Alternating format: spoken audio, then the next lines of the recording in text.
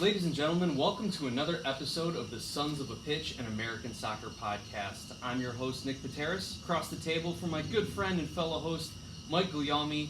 I'm happy to be back with you after a brief absence, a little vacation, pushed back our recording from Tuesday to now Wednesday the 21st. So thank you, listeners, for your patience. Thank you, Mike, for putting out some good YouTube videos in the meantime, showing our picks, giving your impression of the week to come. But man, I gotta tell you, it was nice to get away for a few days, Mike. I bet. I was jealous, and I alluded to that in the last YouTube video, and being like, hey, great job. I'm glad you got some time to chill. Thank you. I was actually in Orlando, staying in a nice little resort just outside of the Disney properties. Spent the days by the pool, spent the nights out to dinner with the missus. But I will tell you, Mike, we're a soccer podcast. Now, maybe it's just because Orlando City had an away game over the weekend, or maybe it's because nobody likes to wear the color purple. But I didn't see much Orlando City gear when I was down there. Kind of disappointed by that. Now, it was back to school time, so maybe a lot of the fans were back in classes. And again, you're in Orlando. Most people are tourist affiliated. They're not from the area. They're there for the mouse. They're there to see Disney. So maybe they were too busy wearing their Mickey Mouse t-shirts and not their Orlando City t-shirts. But I was a little disappointed that I didn't see more purple and white. Wasn't there. I didn't feel the fever in the greater Orlando area. Okay. All right. Well, there you have it. Orlando fans, get your town pumped up and send us some pictures. Share what you got with us. You know, show us how you're sporting your gear and how you support your team. If you can't make it out to the games, let us see your fandom, Orlando City. Sounds good. Just an observation on my part. Speaking of sending us your pictures and showing us your fandom, ladies and gentlemen, if you want to join our conversation, you can follow us along on Twitter at SOP Soccer, on Facebook at Sons of a Pitch Soccer. Jump on the web, the interwebs, www.sonsofapitchsoccer.com, or you can email us at podcast@sonsofapitchsoccer.com. We will happily answer your questions, read your comments on the podcast, and give our candid reactions to everything that you, the listeners, will send our way. We're happy to bring you into our conversation. Yeah, and check out the new YouTube channel. I've been launching that over the last couple of weeks. We're actually recording right now, so we're going to post this episode up, hopefully for your viewing pleasure to see how we operate and do it this way. But check it out. Don't mind the garage wall background. I mean, it is a garage wall. It is a garage wall.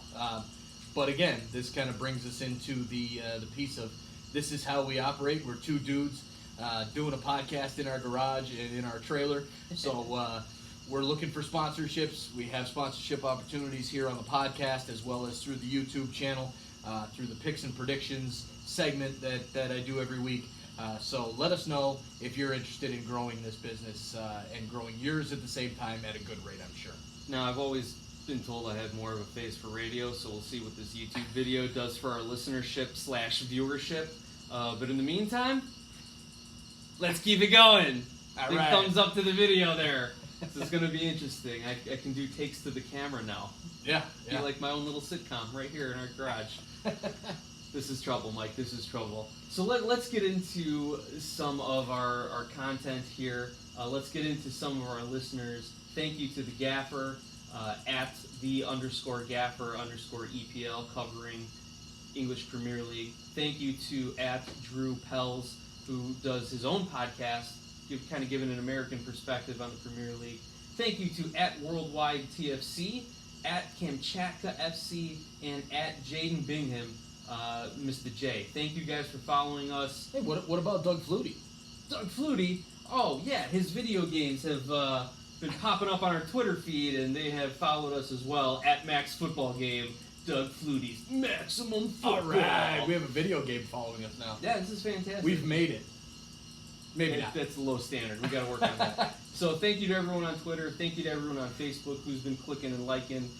Thank you for our first Facebook review that got out there. So if you like what you hear, leave us a review, leave us a comment. If you don't, leave us a comment anyway, and we'll work and improve on it.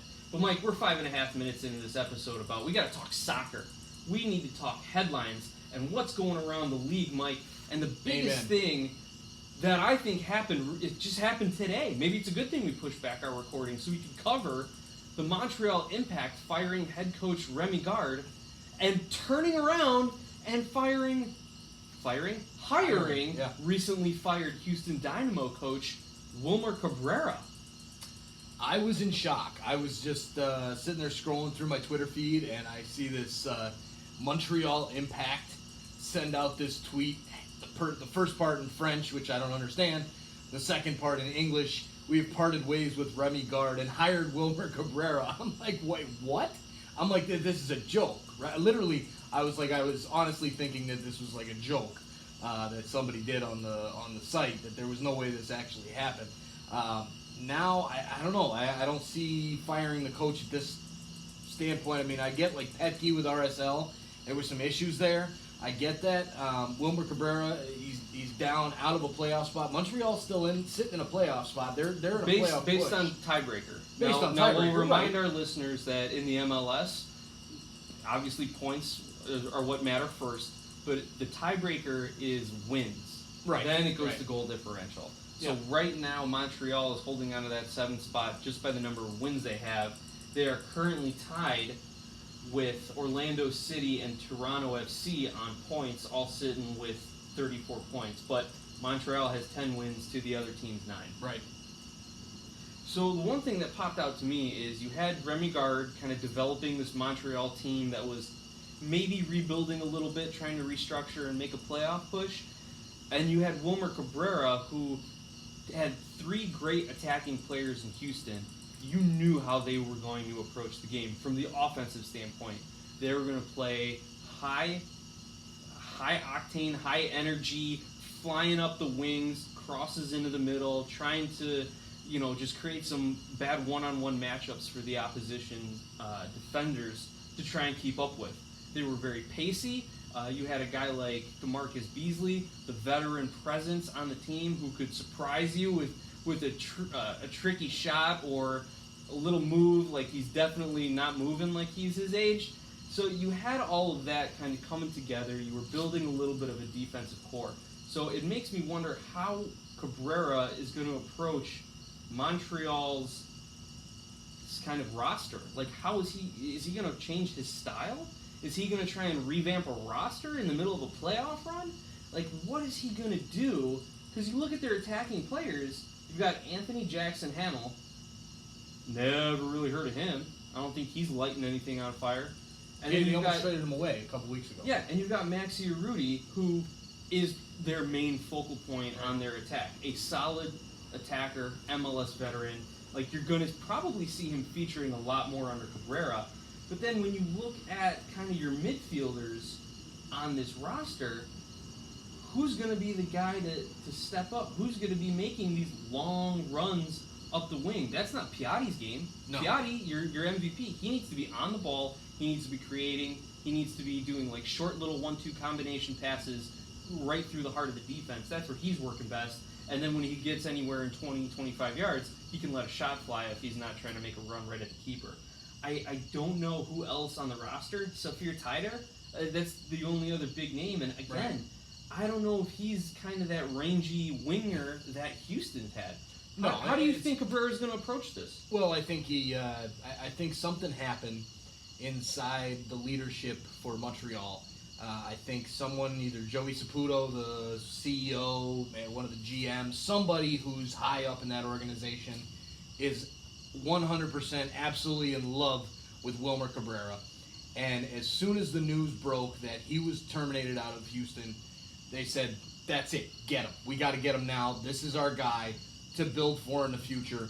I think they probably based that off of, you see what Wilmer Cabrera did with the Houston side, taking them on multiple playoff runs with a very, very low payroll. Did he get them in multiple playoff He runs, did. Mike? He did. He Okay. did. So, you've got a guy who's doing that with a very low payroll. Montreal is kind of a budget payroll compared to TFC, but more on the Vancouver side when it comes to that. But they will also spend some money with Safir Taider, with Bohan Kirkic, or whatever, that guy that played at Barcelona, because his profile picture had Barcelona jersey on. So they're willing to spend a little bit of money. They're probably thinking this is the guy.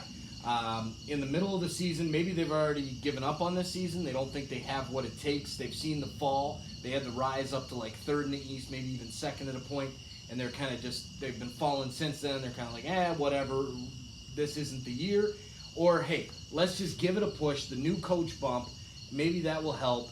And then, we focus on next year to build into his style and his type of team. So, two things to point out. You said that Cabrera brought Houston to multiple playoff runs. They reached the playoffs in 2017. I think that was the only time that Cabrera got them in the playoffs.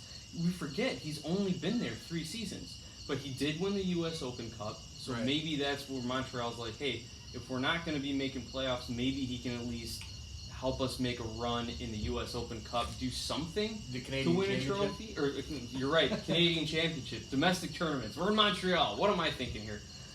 He's got that experience, so maybe they're like, look, we can win a Canadian Championship with him. We can get into CONCACAF Champions League and make a push that way. Build a team through the experiences of other tournaments, possibility.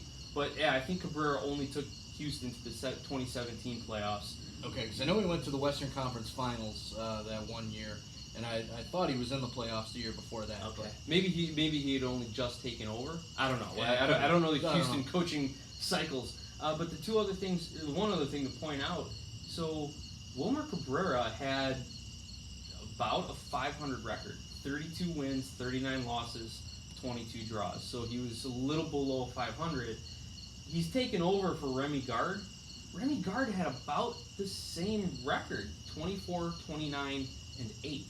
So if you're looking at wins, and you're looking at overall records, you're kind of taking like for like here. Now, Yeah. is there a difference, Western Conference versus Eastern Conference? I mean, has I don't that think so. come in? Or do you just think that Montreal said, look, we can give Cabrera the resources he didn't have in Houston? Right, I think that's all it comes down to. I think somebody up there, either if it was Joey Saputo, because he's very involved, or if it was the technical director or the GM that was saying, hey, this is the guy I want. Let's get him now. We got to do whatever we got to do to make that happen. But I think we've spent enough time on a coaching swap here. Let's move it right along. I want to talk a little bit about Christian Pulisic. Taking it out of MLS for a second, but we do focus on the USMNT here at Sons of a Pitch Soccer. Christian Pulisic at Chelsea, dude, he's looking good. 2 games in, and he came off the bench in that first game, performed admirably. I think Chelsea ended up losing that game. Oh yeah, that was, I think they got squashed by United in their opener, Right, 4-0. yeah. That's what that was. And sorry to my uncle, the big Chelsea fan. I hope you didn't mind all the tweets I was sending you about that loss. But Pulisic looked good. Like there was no nerves. There was no kind of first game jitters. No kind of, oh gosh, I'm playing under the bright lights of Premier League against one of the biggest clubs in the world while I play for one of the biggest clubs in the world. Like, there was none of that I saw in his first 2 games. He performed well. He linked up well with a lot of his teammates. I think he got maybe 25-ish minutes or so in that first game. Helped run some offense. Helped create a couple opportunities for Chelsea late in the game. I think he performed well. In the second game, I forget if he started. I think he did start or came in earlier on a sub. Had a disallowed goal, didn't he? He did. He had an assist and a disallowed goal. Played really well. He still is able to pull off kind of that signature Pulisic move where he'll bring the defender out wide on the wing and then just like a quick dip of the shoulder and he's around the defender, making that run right up the touchline, right at goal. And it kind of throws the keeper off because do I stay on my near post? Do I got to come out? Do I have Right. to watch if he lays it off for an on-rushing attacker for a tap-in? Where are the defender's position? How are they going to play it? So he can create havoc along those back lines in the Premier League just like he's done for most of his career. So it was great to see him play really well for Chelsea in his first 2 games. I only expect more of the same going forward. Absolutely. We've got a superstar on our hands with Christian Pulisic. Everybody kind of expected that when he did as well as he did at Borussia Dortmund, and now over at Chelsea, one of the biggest clubs in the world. And hopefully this type of form will continue, and he'll continue to help U.S. soccer grow into the future. Absolutely. Not just grow from a player development perspective, but grow just kind of as a popularity perspective. You've got the face of the USMNT playing in the biggest league in the Right. world, and on one of the biggest teams in the world. So hopefully it gives the U.S. a little more exposure, and maybe, I mean, you know how soccer works, Mike. Like, you had Miguel Almiron in Atlanta play really well for Atlanta United. Now everyone's snatching up young Argentine players, Right. looking for the next Almiron. If Pulisic can play at a really high level for Chelsea, and Tyler Adams continues to play really well for Red Bulls, and Josh Sargent continues to play really well, I think he's with Werder Bremen. Yeah. Like, if those guys can play really well in those leagues, then you're going to see a lot of copycats go, hey, maybe we can go find that young American striker and bring him over. Or Zach Steffen, maybe we'll go get the next 3 or 4 American goalkeepers and bring them over and test them in some of these bigger leagues. Speaking of Zach Steffen, I watched the Columbus NYC game tonight. So weird to not see him in goal, and man, they could have used him. It was a 1-0 loss. We'll probably recap it next week. But I think on the goal that New York City did score, if Steffen was there, he probably would have been a little more decisive and cut down the angle a little quicker and probably stopped the shot. Whereas the current starter, whose name escapes me, he still needs to grow into his role a little bit, it looks like. But Okay. we're happy Steffen is signed with Man City and loaned out and playing well in Europe. So that's kind of our international real quick roundup. Yeah, for USMNT tonight. roundup. Yeah, perfect. Back to MLS. So this week we're heading into rivalry week. So before we touch on the games from last week, I wanted to talk a little bit about this rivalry week thing. Is it good for MLS? I mean, what is? I mean, obviously you've got rivalry in U.S. sports, right? And there's rivalry in all the other soccer leagues around the world. Real Madrid against Barcelona, Man U and Manchester City. Like, there's always that rivalry, and I feel like they don't have to brag about it. They don't have to put it on a platter. It just is what it is. And I feel like with rivalry week in MLS, it's kind of put on this platter and shoved down your throat and say, hey, every single game this week is a rivalry game. Watch it. Here, it's rivalry week. What are your thoughts, Nick? It's marketing. Bottom line, it's marketing. But the league needs to do it. They need to build up these rivalries. They need to build up signature games. They need to build up games like you saw the Hell is Real game between Cincinnati and Columbus. 2 teams at the bottom of the table, but we all tuned in and we all watched it and we were all excited for it, and even the players got up a little bit and felt a little bit of the atmosphere there with the traveling Cincinnati fans who packed in their 2 little sections that Columbus allowed them to have. Which kudos to the Cincinnati fans, man. You guys traveled real well during that game, if not all season. So it's marketing, plain and simple, but it's fun. You've got to get into it. It gives the neutral or the casual fan a reason to watch. It gives the Red Bulls fan a reason to stay up to watch Portland, Seattle, or a reason to stay up and watch Kansas City RSL, if you want to consider that a rivalry right now. I think everyone is tuning in for El Tráfico and the Cali Clásico. Whatever your feelings are about naming everything a Spanish language riff, we don't need to get into that, but it's fun. It gives you a reason to watch, and maybe it does give a little incentive for the players. It's definitely manufactured, Mike, and we have to acknowledge that, and I think the league would acknowledge that too, especially Atlanta and Orlando, rivals. Like, are they? Are they really? Well, maybe they're becoming a little, familiarity breeds contempt, right? Right. And when you've got the distance-wise, as of right now, there is no team closer for either one of those sides. So it does bring the geographical side into it. But once Inter Miami comes in, it's going to be Miami and Orlando. Right. And then you've got Nashville to offset. And then, Nashville comes in through Atlanta. Right. So it'll ball They down. can argue about barbecue and soccer now. Hey, there you go. Some hot chicken or, chicken and waffles. I don't know. Yeah, that's it. The other thing I want to say about rivalry week is you brought up, Man U, Man City. You brought up Real Madrid, Barcelona. Those don't compare yet to the MLS because there's 100 years of history there. Well, right. I mean, you want to look around the American sports landscape.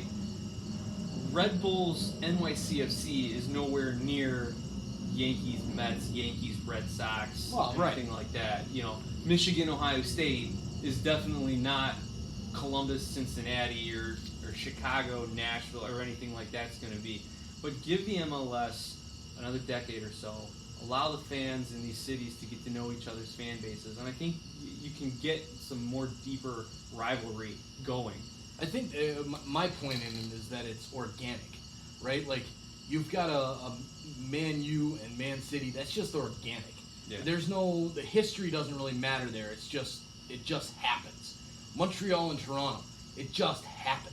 Seattle, Portland, it just happens. Well, obviously, that's 50 the years. two of LA history. sides, well, right, but The the two Cascadia LA Cup, sides, yeah. okay, right, but even just the two LA sides, the two teams in the city, like Chicago Cubs and Chicago White Sox playing, it's gonna breed that rivalry.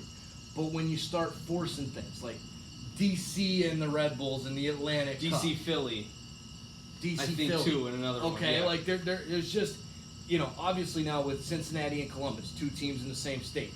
But, I feel like it's kind of forced a little too hard. Yeah. Rivalry week can be just Toronto, Montreal, just Portland, Seattle, just LA and LAFC, and New York City and New York Red Bulls. Like, keep it small. I think they're bridging out too much, making it too big, that it's kind of losing its luster. Because the fan in, Orlando is like, well, yeah, I guess Atlanta, we hate Atlanta, and, okay. Cool, but it's the Toronto and Montreal. That's deep, man. That's just Leafs and Canadians, Blue Jays and Expos back in the day. There's just that hatred between the two cities. Let it be organic. Don't force anything into it. Sure. You can still have rivalry week. You can still have Heineken sponsor it on just those 4 games. Yeah. Put those 4 games on national television. Do that kind of stuff. Well, it worked for the NHL. The NHL really played up their kind of rivalry games, and that kind of brought some fans back. So I can see why the MLS is doing it. And also, like you said, organic growth.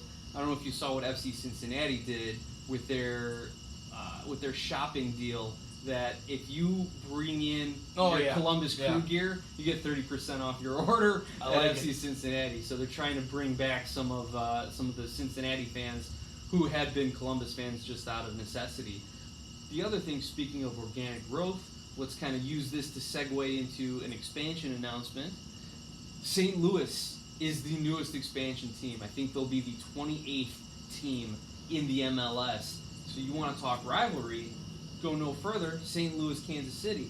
Matt Beasler has already said, this is going to be a great rivalry because, in his words, St. Louis soccer people have always kind of looked down at Kansas City soccer people. They're about a 4-hour drive from each other. You bet fans from either city are going to be going back and forth.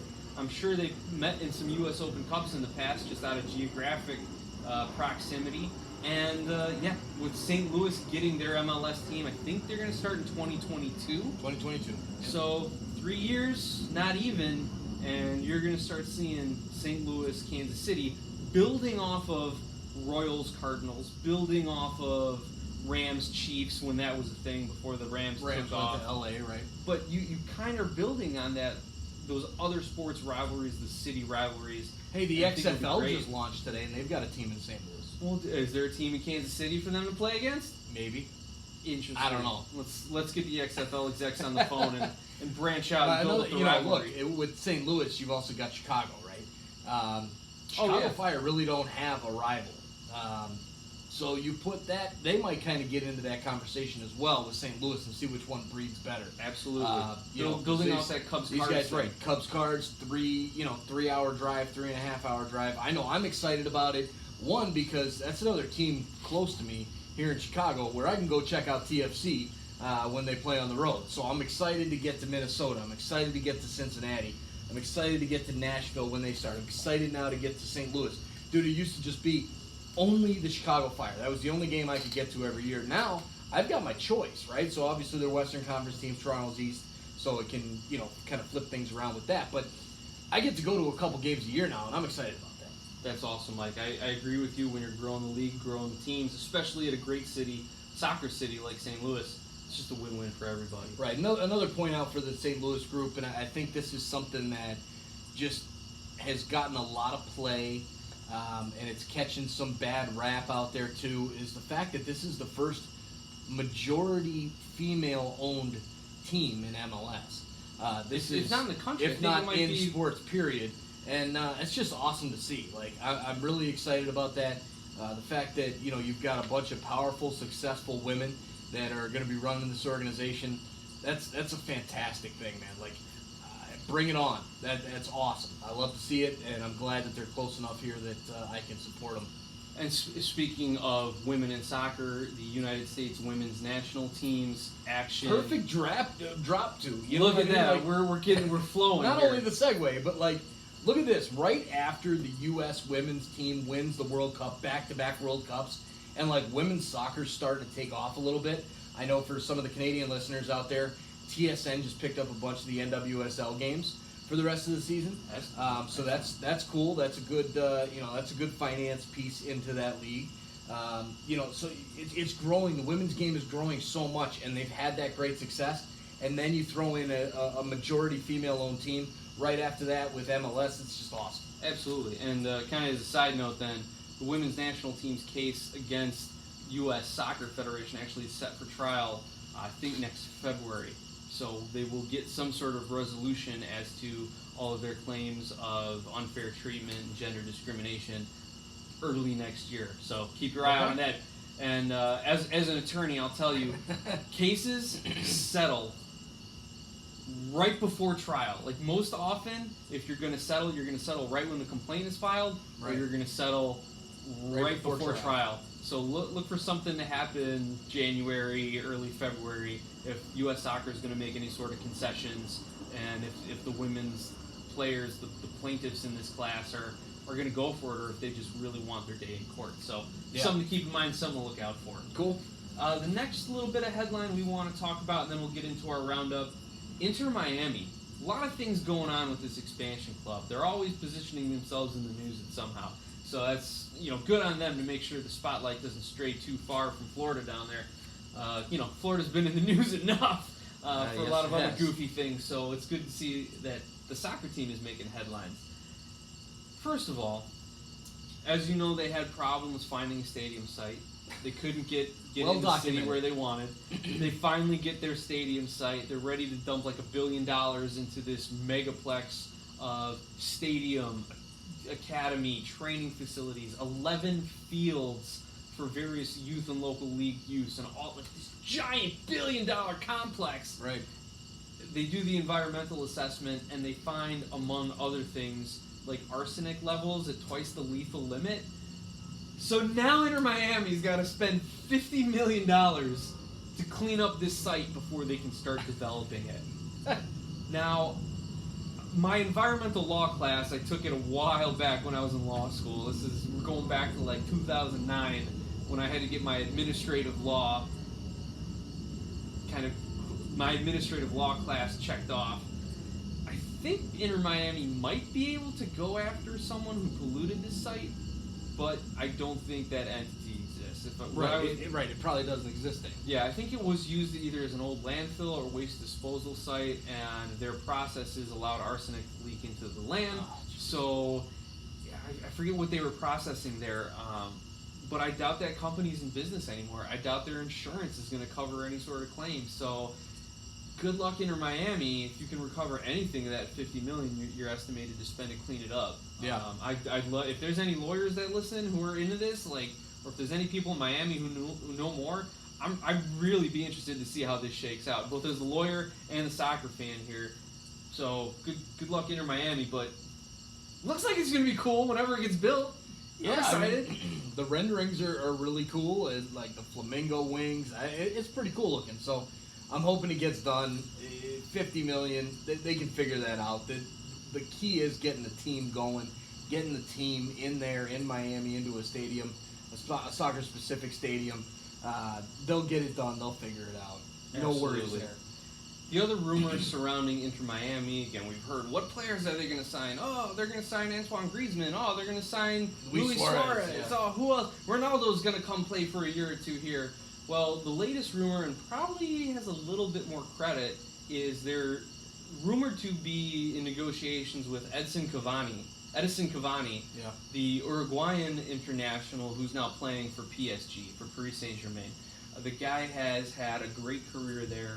I think he's had some Champions League success with PSG. I forget if they've won the Champions League recently with him. I don't think so.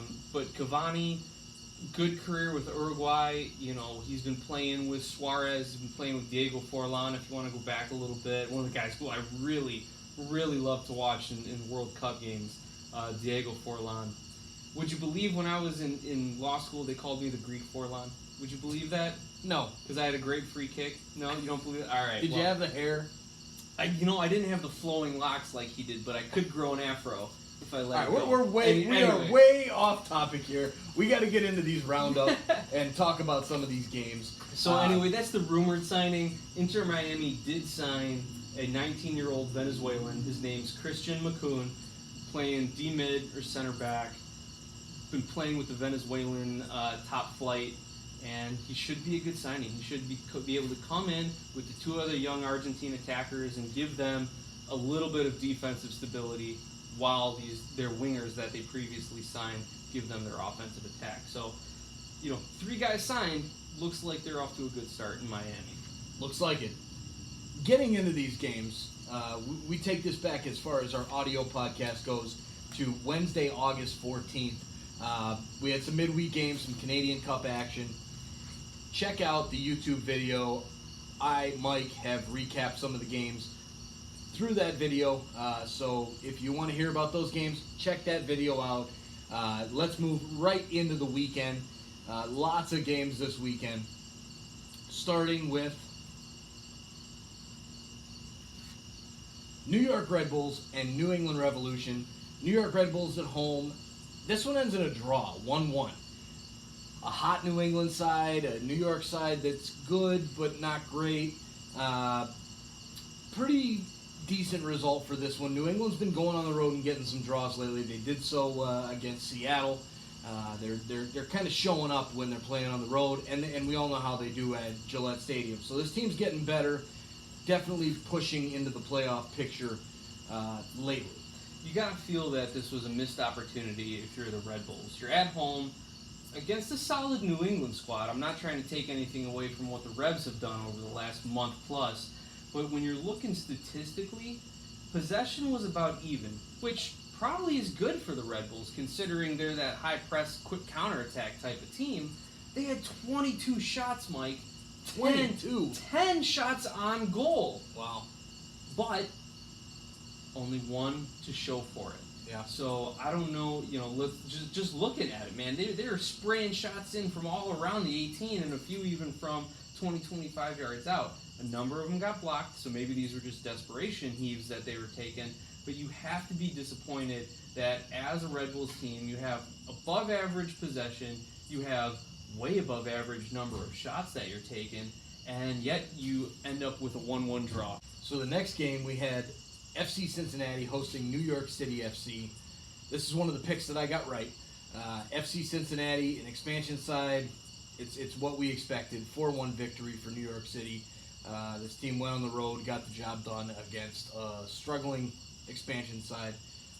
Enough said with that. New York will roll on and continue on the path to the playoffs that they're on at the moment. I will say for Cincinnati, they got the first goal. Alan Cruz scored in the 30th minute. You had the assist by Andrew Gutman, one of their top young players. They just couldn't hold off New York. New York came right back, equalized 2 minutes later, and then went ahead. Another goal by Hebert. Guy's definitely picking up a lot of the scoring slack that David Villa left behind. And then they put it out of reach in the second half. So, good start for FC Cincinnati, a better finish for New York City. For sure. Next game, Columbus Crew hosting Toronto FC. This is the game where Toronto FC's got to go on the road against a inferior side and Conference take opponent. it to them. Conference opponent. We're wearing the jerseys tonight. I got the TFC jersey on. Nick has the Crew jersey on. A little bit, the matchup going on there from the previous week. But I'm kind of bummed out. This Crew jersey doesn't have the star on it. Yeah, it must be a replica. Must be a replica. Yeah. My gosh darn kids aren't going to spring for the real one. Oh man, I got to have a talk with them. I got to raise their allowance. The oldest one's 5. What does she know? Yeah, allowance. They even get an allowance. They just maybe get dessert if they're good. That's right? about it. Okay. So, anyways, back to the soccer. 2-2 draw this one ends up. It really should have been a Columbus win. I mean, this game, Toronto FC jumped out to the lead right in the get-go and scored first. Columbus Crew came back out, beginning of the second half, scored to tie it up. And then they took the lead a few minutes after that. They dominated this game. Toronto FC had no business in this game. They have nothing up front. Josie Altidore, if he's not scoring goals, forget it. Pozuelo, he came into the league, lit the league on fire in his first month. Since then, he hasn't been doing much. You can't really blame him. He hasn't had Josie Altidore. He hasn't had anybody up front. They're playing Patrick Mullins up there with Who's him. playing the ball to him from the back, and who does he have to distribute to? Exactly. So, I mean, they've got to do something with the front. And then they go and sign these TAM guys, Erickson Gallardo and Nicolas Benazet. And these guys are sitting on the bench. They didn't even get into this game. Somehow, some way, luckily, Toronto FC kept their season alive and Vanny kept a job because Josie Altidore got on the end of a cross in the 90th minute to tie it up and take a point on the road. I mean, Toronto FC is really struggling right now. They played great against Ottawa Fury of USL, which they should have. Can't say the same about Montreal and Vancouver, the other MLS sides in that competition, but this team should be doing better than they are. They have the talent to get into the playoffs easily. They should be a top team in the East with the talent that they have, and they're not getting it done because they don't have that up-top presence. When you had Altidore and Javinko, you could have a Jordan Hamilton behind him. You could have a Tosei Ricketts behind him. When all you have is Josie Altidore, you don't have it because Altidore is going to miss half the games based on injury. So, right now they're sitting in that last playoff spot tied and losing it because of the tiebreaker, which we alluded to earlier in the show. They got a game in hand right now that's probably their only saving grace. And they have just a hair higher points per game average than Montreal and Orlando, but I was reading an article so about significant at this point. They're coming up rivalry week. They're playing Montreal. They're hosting Montreal at BMO Field. This is the game. If Toronto does not win this game, the season is over. One, Greg Vanny, if they lose this game to Montreal at BMO, he's gone. Mark my words. I'll call it now. Number two, if they can't beat Montreal, Montreal will then jump them. You've got New England, you've got the Red Bulls, you've got Montreal, Orlando. They're not getting into the playoffs if they can't beat Montreal at home. So this is the season coming up next week for Toronto. Well, you talked about talent earlier, and you said on paper they're much better than this. Let me just say, I'm going to run down the teams ahead of them in the standings, and you tell me if just on paper you think TFC is better than Atlanta United. No. Philly. Yes. New York City. Pretty even, but I'd say they have their number when they play them. That City has TFC's No, that TFC has okay. City's number. They've dominated them in the regular season. They tie when they go to Yankee Stadium. They win when they're playing at BMO. And they've crushed them in the playoffs when they've been. Okay, DC United. Who's better on paper? On paper, I would say Toronto FC. Really? You would Yes. say that TFC's current lineup On is better paper, than yes. Rodriguez, Rooney, Acosta, Hamid in goal. Even you know how I feel about Bill Hamid as far as the national team goes. Oh, yeah. But you think he's not as good as TFC's goalkeepers right now? Oh, in the their goalkeeper back line? spot, I would give Hamid Okay. the nod. But you've got in the back line, you've got Omar Gonzalez, you've got Chris Mavinga, much better players than their center backs. You've got wingers, Justin Morrow, I think he's a better wing player. Auro, Michael Bradley, he's the shell of what he used to be, and I can't see him getting extended through Toronto FC. But still a competent MLS Pozuelo. player at worst. Yeah, I mean for sure, but not a DP spot. Right, That's right. That's something that really came to me while watching this game against Columbus was our DP spots. Okay, so Toronto FC's DP spots: Michael Bradley, Josie Altidore, and Alejandro Pozuelo. And you look back a couple years ago when they had Javinko, Altidore, and Bradley. When Bradley came in, he was a top-notch guy in this league, one of the best in the game, no question about it. He's not there anymore. Yeah. You've got Altidore, who's out on injury. When he's healthy and he's playing well, he's a great striker and he is worthy of a DP spot.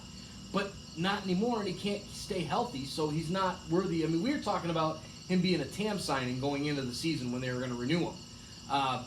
Alejandro Pozuelo might be the only DP spot really worth having right now for TFC. If the league has evolved, 4 years ago, when they had Javinko, he was a game breaker. That was a Javinko signed for TFC. Holy crap, that's a huge signing. It's a Pity Martinez type signing, right? It's a Zlatan Ibrahimovic type signing. It's a Carlos Vela type signing. Bradley and Altidore aren't that anymore. So the DP spots are not good enough in today's MLS. It's bad value on the roster. Exactly. So okay. And then I take it then you would say that TFC, at least on paper, are better than the Red Bulls, the Revs, Montreal, Orlando. yes. So it sounds like you've got TFC, at least on paper, the third or fourth Second best team. or in the third East. best team in the East. Okay. Yeah, when you go straight talent that they have on that roster, I think so. They were completely healthy through the year. I mean, this is a team that dominated the league, won the treble, which no team. Two years ago, Mike. It doesn't matter. No team's going to do that this year. No. It's not going to happen. No. I mean, unless Atlanta makes a huge run in the Supporters Shield standings and can get the job done in the U.S. Open Cup, which I would like to talk about a little bit tonight before we. Oh, sign off. absolutely. Well, then, yeah, we can move on. I just kind of wanted to see where you had Toronto, where your expectations were. But we can move on to another Canadian team here. The next game, Montreal hosting Dallas, and this was probably the game that got Remy Gard fired. Montreal is up 2-0 at halftime on a brace by Lassi Lapalainen. One of their new signings. Who? Some Right? Finnish international that's been playing extremely well. Yeah. Then Aquanquo, if I'm pronouncing that correctly, Orji Aquanquo puts them up 3-0 in the 56th. Well, guess what? Dallas comes back, scores in the 59th, the 85th, and at the death knell in the 90th, Ryan Hollingshed with an assist from Michael Barrios gets the equalizer. And I think giving up a 3-goal lead at home in the midst of a playoff race, that's what got Remy Gard fired. And then, oh, by the way, Wilma Cabrera is just hanging out there ready for his next opportunity. That's the story on that game for Montreal. Yeah, I mean, I was shocked. I remember seeing it. The score was 3-0. Then again, I was watching the TFC game and I saw the score along the bottom line. Montreal 3, FC Dallas 1 in like the 82nd, 83rd minute. I'm like, damn it, Montreal's going to get all 3 points. And I was really hoping Dallas would go in there. And then all of a sudden, I'm checking the scores after the game, and it was a draw. I was like, oh, wow. Okay, so that probably got the job done for getting Remy Gard, seeing him to the exit. Now, the next game of the weekend, it's games like this that just make me angry. MLS going, MLS, Nick. The Chicago Fire host the Philadelphia Union and beat them 2-0. Again, you want to talk on paper, the Fire are probably top half in the East. Yeah, they're on paper. They're a good team. have not been playing like it Right. for many reasons, which are well documented on this podcast. For sure. Team makeup, players playing out of position, terrible management, awful set pieces, bad defending. Just pick one. Why are they underperforming? Just pick one. Then you've got the Philadelphia Union team, a resurgent Union team, new players, new tactics. The same result. Like they go to Chicago and lay an egg. They're trying to get a first round bye here. They're trying and win the East. Yeah. to win the East. Like, I don't know how stuff like this happens, Mike. It makes me angry. Just when It's you think MLS, you're man. at a predictable point in the season, something like this happens. And Chicago, it's all Chicago sports. It's like, we're terrible. We just beat the second place team in the East. Hey, maybe this is going to turn our season around, and just to disappoint us later. That's just what happens with Chicago Yeah, I mean, this sports is teams. this is one of the games where in my picks I was 100% sure Philly was going to win this game. Yeah. You got a team at the top of the East. You got a team at the bottom of the East. They're going to go on the road. They're going to get it done. And I was wrong. And that's just MLS, man. Right. That's why my picks after 2 weeks have been 5-7 each week, and 10-14 overall. Things like this happen. What's even crazier to me is Nikolic scores both goals, one from the spot in the 45th minute. Nikolic, the guy who's in Paunovic's doghouse, who has, I think, 4 goals in the last 4 or 5 games or something like that, maybe? Yeah. He has been finding the back of the net as of late. When you play him, And when he goes when he offside. can start, and when he's getting, when he's off, the more he's offsides, the more goals he scores. Yep. We definitely showed that with our tracker last season. But then, Nikolic gets 2. He takes the PK. I don't know how he ended up taking the PK over Gaetan, over Schweinsteiger, over CJ Sapong if he was playing. Mihailovic, Frankowski. How Nikolic is the guy that steps up and takes the PK? I don't know. Then Gaetan gets a red card in first half stoppage time. Straight red, serious foul. He's out the next game now, unless somehow it gets appealed. But it was I doubt rescinded. It'll happen. It was They rescinded. did rescind They did it. take it back. So it's just the craziest, most Chicago MLS-y thing, and it drives me nuts, Mike. Yeah, Yeah. And you're not the one putting picks out there every week for the world to see. I could be. I'll do a guest spot on our show thing. I don't know, whatever. But let's move on. It's our show. It's Under Sons of a Pitch Soccer Let's do it. Podcast. It's our show. Maybe next week's Your picks. segment. Well, I already did picks for this upcoming week, but maybe the week after that, let's get this guy to do it. Yeah, we'll figure it out. Like I said, face for radio here. Next game, Minnesota United hosting Orlando FC in a 1-1 draw. What were your thoughts on this result, Mike? My thoughts on this were I thought Minnesota would get a result out of this, get all 3 points at home, just with their form at Allianz Field. But Orlando City, a good job on them to go get a point on the road at one of the toughest environments in MLS. Definitely trying to make that playoff push. Next game, Sporting Kansas City beats San Jose. Another 2-1. shocker. Another shocker, right? Not quite as bad as Philadelphia and Chicago we just talked about, but a Sporting Kansas City side that's been struggling beats San Jose. I thought San Jose would continue their role and go through and take out Sporting Kansas City with the injuries, with the fatigue. I was wrong. Next game, nice Western Conference matchup by a couple of struggling teams. Houston Dynamo drawing Colorado Rapids 2-2. Again, you got 2 struggling teams. I don't think this really makes a big impact in the playoff picture, especially with the teams splitting the points here. But it was a good look for Houston. You know, they're down 2-0.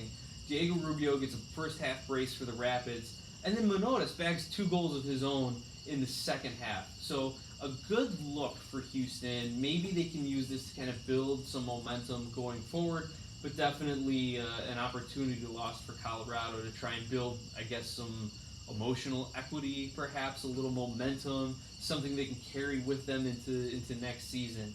That's kind of how I'm looking at that game, Yeah. Mike. Not so much on the field, but kind of what it means in a big picture for these Right. teams. Yep, I'm with you. LA Galaxy hosting Seattle Sounders. This one finishes in a 2-2 draw. Who else but Zlatan Ibrahimovic to get both goals for the Galaxy? That guy is carrying that team. Christian Pavone is a hell of a player, and supposedly he's been playing well. I haven't watched him yet, but a 2-2 draw for Seattle on the road at LA against the team in the Western Conference they're fighting with. Good result for Seattle for sure. Maybe some missed opportunities for LA there, but Seattle is sitting in the 5th spot right now. Based on the tiebreaker with Real Salt Lake, they have 1 less win, which really goes back to that 3-0 drubbing that Real Salt Lake had on Seattle earlier. I figured they would bounce back and get a result in this one, and I was right. Speaking of Real Salt Lake, they hosted LAFC, hottest team in the league, one of the best seasons in league history, and they get beat 2-0. I just feel RSL's been very quietly hanging out right in the middle of the Western Conference playoff picture here. They're sitting in the 4th seed, like you said, on the tiebreaker. Real Salt Lake to me is this team that doesn't score goals, and when they do, it's like a 5-0 victory, and then they'll go back and lose, 2-1, then win a game 2-1, then lose 1-0, then win 1-0. Like, they always hover around that, just that middling of results, and yet here they sit, quietly under the radar, a team that I don't get to watch much because most of their players frustrate me, and because they do play in the Western Conference, some of those late night games are a little past my bedtime, but they're just hanging out. And as LAFC saw last year, you don't want to play them in the playoffs. For sure. Last game on that Saturday night was Vancouver Whitecaps against DC United.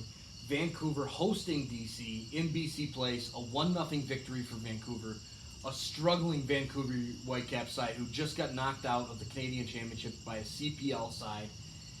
And they beat DC. I think this mostly says what's going on with DC.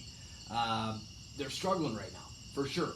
We've talked about it a little bit in the past, and then you get Wayne Rooney comes out and just bashes the MLS in a tweet talking about the traveling and how it was I'm gonna get ready to go for my midweek game and travel 12 hours and it could be done in 6. Hashtag charter flights. Hashtag MSL. He purposely misspelled the league? No. Mental Strength League. That's what Quincy Amarikwa, our boy, was putting out there. Mental Strength League. All right. Thanks, Quincy. I appreciate the clarification. Yeah, exactly. And apparently that had gone back to some of the earlier days in MLS as well, with the travel conditions and things like that. But You've got Wayne Rooney kind of bashing out at the league, talking about this. I agree with him. I want to talk a little bit more about it on the podcast. Maybe we can just knock it out in a quick minute. But, dude, this is a league that we're trying to become one of the top leagues in the world. And we're regulating teams on the amount of charter flights that they can have. There's something wrong with that. You're not going to attract these big-time players. Okay, Wayne Rooney came over. He's at the end of his career. Zlatan Ibrahimovic came over. He is at the end of his career. You've had some other guys come over that aren't quite at the end of their career, but, you know, just past their primes. You're not going to get these big-time players. Antoine Griezmann's not going to come over here. Not in the prime of his career. Not in the You're prime of his career, because they're sitting there on regular flights with the rest of the public making stops in three cities before they get home, and they have a midweek game 4 days later. Like, there's a problem here. If you're talking about growing into a bigger league, I get the financial constraints of some of the smaller market teams, but when you're expanding, you're up to 28 teams now.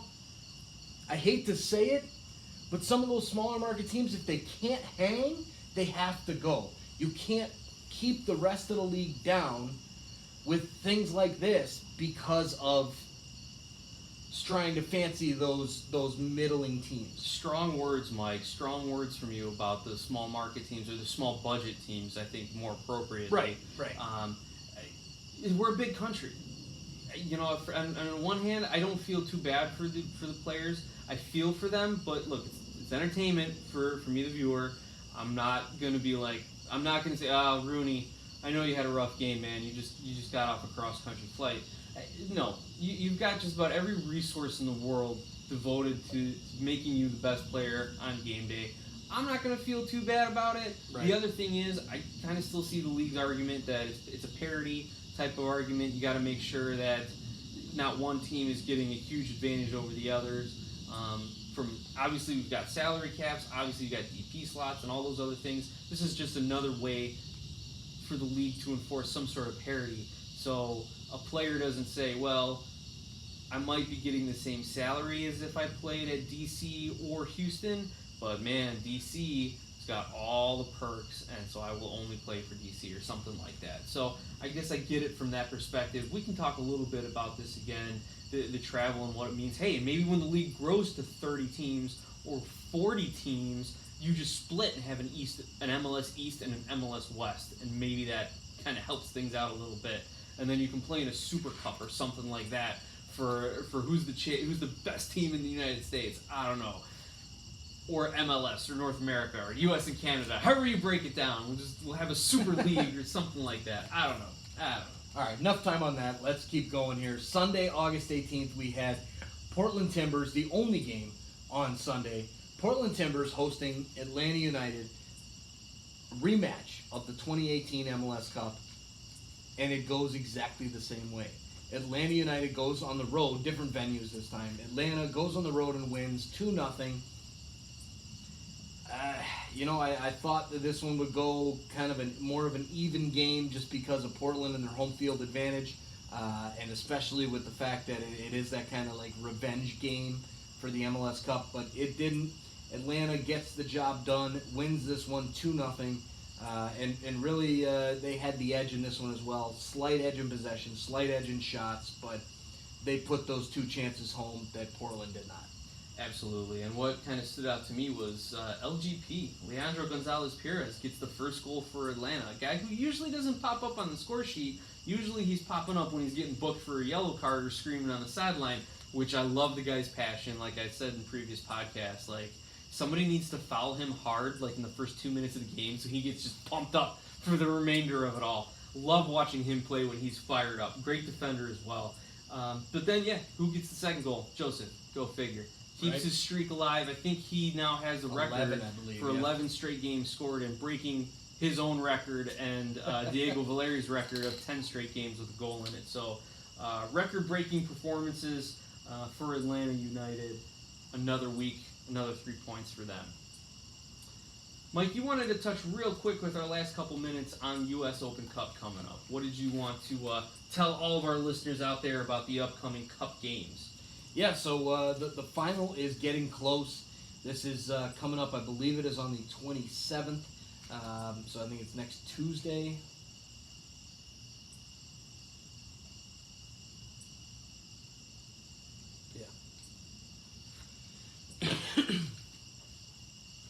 coming up next Tuesday, August 27th, Atlanta United FC hosting Minnesota United FC.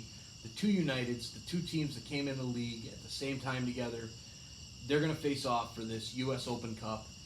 I think this is a great showcase for the league, and I'm really excited for this matchup. I think that Minnesota and Atlanta are going to take precautions in this weekend's games coming up to be able to field the best sides available for this one. It should be fun. Atlanta has done well. They won MLS Cup last year. They're not fighting for a trophy in the same type of essence that Minnesota is, but especially after winning Campione's Cup, with that game they did show that they are desperate for more cups. This should be a great game. Part of me kind of wishes it was in Minnesota, just because I think that would even the playing field out just a little bit more. I think Atlanta has to be the favorite in this one, but I'm really personally I'm hoping for a Minnesota United win in this one. But my prediction for this will be Minnesota will get it done in penalty kicks to win the U.S. Open Cup. Nick, what are your Is thoughts that on this because you game? think Minnesota's going to play for a draw? Will they be playing for No. penalty kicks, or that's just how it's going to shake out? I think that's just how it'll shake out. Look, I got to go with Atlanta if I'm going to make a pick. With my head, it's Atlanta. With my heart, it's Minnesota, just because this is the biggest game in the history of Minnesota United soccer, in the history of Minnesota, MNUFC. This is their biggest game. It's trophy. It's the U.S. Open Cup.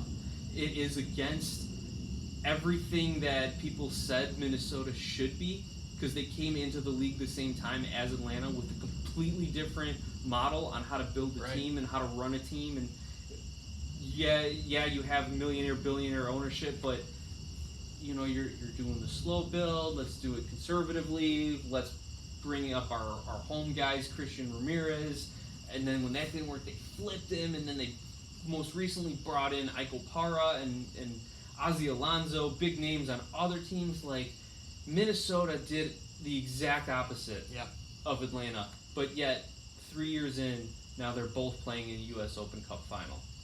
Now, you're right. Atlanta has the MLS Cup under their belt. Did they win the Supporters Shield 2 years ago? Not in their inaugural season, but they've had the highest points total over the last 2+ seasons. They've played in CONCACAF Champions League. They've made playoff runs in both seasons, obviously winning it last year. So, like, Atlanta and Minnesota are, like, clubs that were on complete opposite ends of the spectrum, and yet here you've got them playing for a trophy in the oldest competition in American professional sports.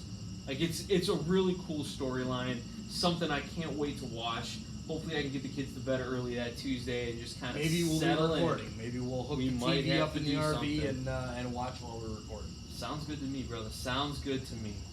Those are all my thoughts on everything this week. Mike, bring us home. Yeah, I've got nothing else. This is a good episode. Look, we've got an exciting weekend, a rivalry week of soccer coming up here. Thanks for listening to us. You can find us at SOP Soccer on Twitter, on our brand new YouTube channel. Check it out.